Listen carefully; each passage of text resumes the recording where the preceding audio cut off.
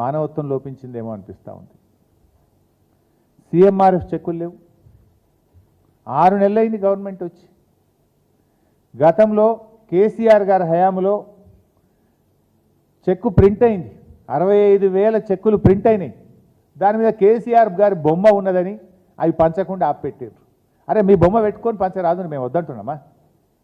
గత ప్రభుత్వమే మంజూరు చేసింది. చెక్కులు ప్రింట్ అయినాయి 65,000.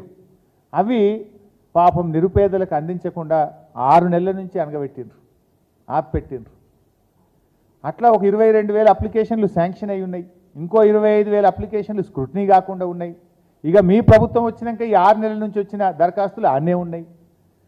దాదాపు ఈ రాష్ట్రంలో 150,000 మంది ప్రజలు సీఎంఆర్ఎఫ్ చెక్కుల కోసం ఎదురు చూస్తూ ఉన్నారు. ఎంతో పేదలు అప్పు తెచ్చుకొని వాళ్ళు వైద్యాన్ని తీసుకున్నారు. ప్రభుత్వం